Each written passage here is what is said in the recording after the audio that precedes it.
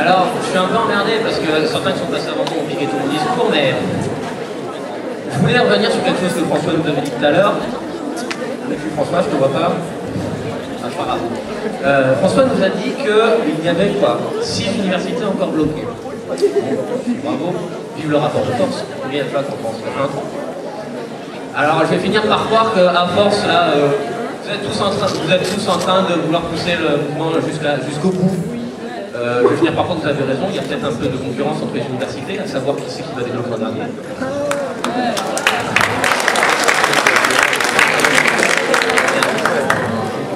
Ensuite, je voulais dire, bon, je peux comprendre une chose. Je peux comprendre que vous soyez trop fiers pour reculer. Je peux tout à fait le concevoir.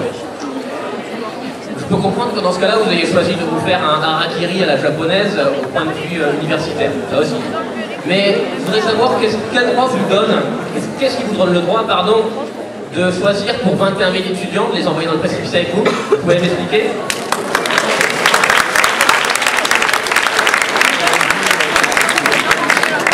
Ensuite, je voudrais juste dire une petite dernière chose concernant les personnes qui disent que le mouvement doit continuer en septembre à la rentrée.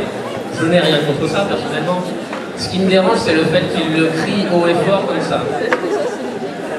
Parce que ça me dérange, parce que vous êtes en train de flinguer le mirail. Parce que vous croyez franchement que les étudiants là, les étudiants qui sont là, franchement, qu'on aura le bol, un bon paquet, et surtout les bacheliers qui entendent que l'année prochaine ça va bloquer, vous croyez qu'ils vont venir? Franchement. Ouais.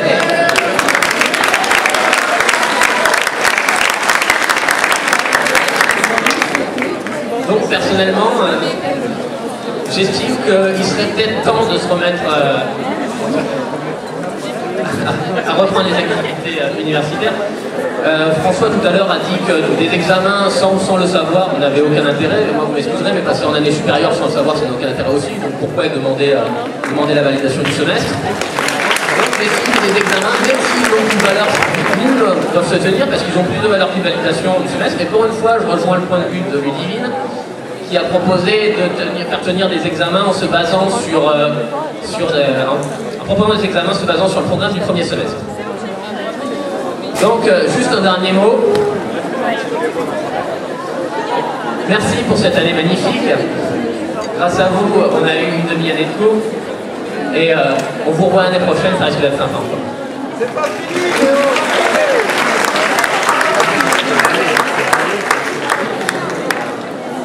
C'était Ludivine. Jean-Philippe Sebrun.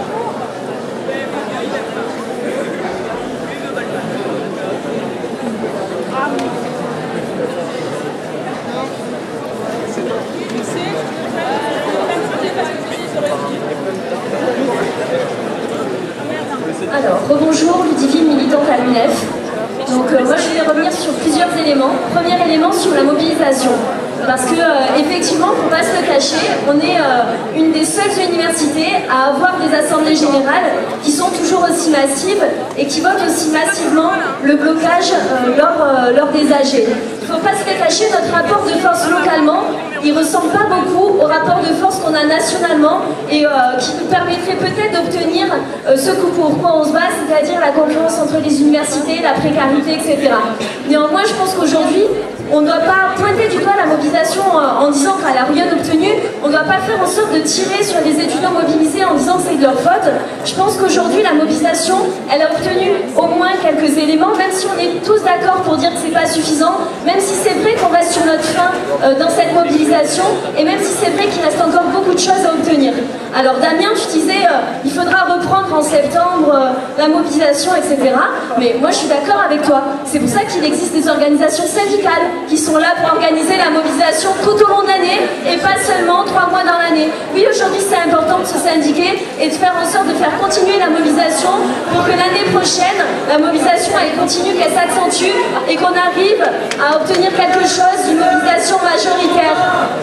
Ah, mais merci, j'ai toujours mes fans en Assemblée Générale, ça fait plaisir.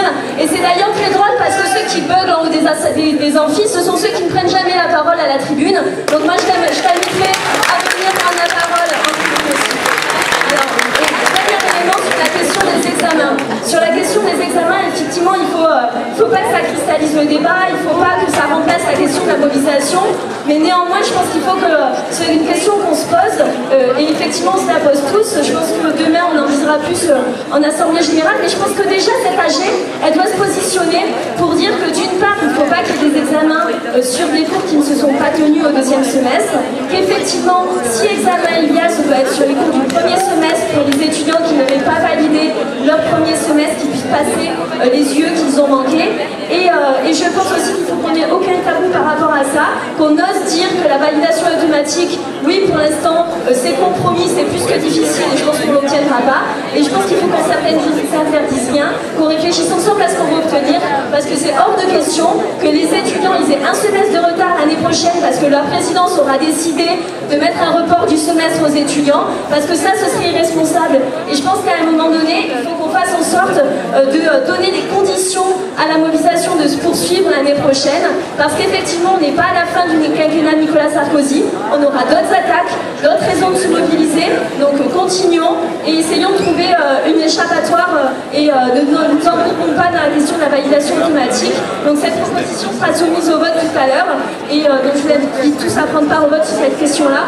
En attendant, évidemment, la grève, il faut la reconduire. Le blocage, la question, effectivement, elle se pose encore parce qu'on est nombreux en AG et surtout parce que la présidence ne nous a pas donné de réponse satisfaisante quant au devenir des étudiants de l'université du Mirail. Donc, effectivement, ces deux questions-là se posent. Donc, voilà. Jean-Philippe et Boissy.